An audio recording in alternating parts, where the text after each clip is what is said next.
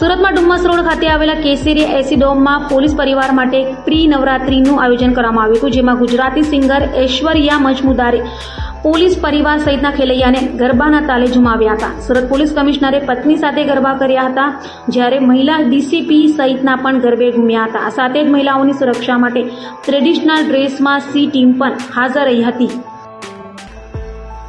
સુરતમાં નવરાત્રીના પરગમ વાગી રહ્યા છે, ત્યારે સુરતના ડુમ્મસ રોડ ખાતે આવેલા કેસરિયા એસી ડોમમાં પોલીસ પરિવાર માટે પ્રી નવરાત્રીમાં ઐશ્વર્યા મજમુદારની એન્ટ્રી થતાં જ હાજર સૌ કોઈ ખેલૈયામાં જોશ આવી ગયા હતા.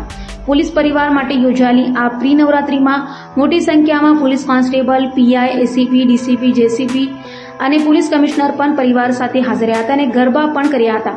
મહિલા અધિકારીઓ જે સતત પોલીસ યુનિફોર્મમાં જોવા મળે છે, તેઓ ટ્રેડિશનલ ડ્રેસમાં જોવા મળ્યા હતા. પોલીસ વિભાગની મહિલા અધિકારીઓ DCP Bhaktiba Dabhi, DCP Kakan Desai, Surat police કમિશનરના પત્ની અને મહિલા પીઆઈ સહિતનાએ ઐશ્વર્યા મજમુદારના ગરબાના સૂરે રમઝટ બોલાવી હતી.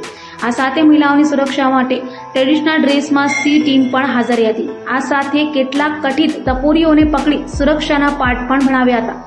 તો સુરત પોલીસ કમિશનર અનુપમસિંહ ગેહલોતે જણાવ્યું હતું કે 22 સપ્ટેમ્બરથી મા શક્તિના જે આરાધનાનો પર્વ આવી રહ્યા છે, ત્યારે સમગ્ર પોલીસ ટીમ બંદોબસ્તમાં તૈયાર કરી રહી છે. બંદોબસ્તમાં લાગી જવાના છે. શહેરમાં નાના મોટા 1000 જેટલા ગરબાના આયોજન છે, એ સારી રીતે થાય એની વ્યવસ્થામાં જોડાઈ જવાના છે. ત્યારે આજે એક આયોજન કરવામાં આવ્યું છે, જેમાં અમારા પોલીસ પરિવારના લોકોના નવરાત્રી પહેલા રાત્રિ બી4 નવરાત્રી તરીકે ગરબાના આયોજન કરવાની એક તક મળી છે. આ બધો અમારો પોલીસ પરિવાર, અમારા કોન્સ્ટેબલ, અમારા જે પણ અધિકારીઓ છે, બધા લોકોને પરિવાર સાથે ગરબા રમી રહ્યા છે.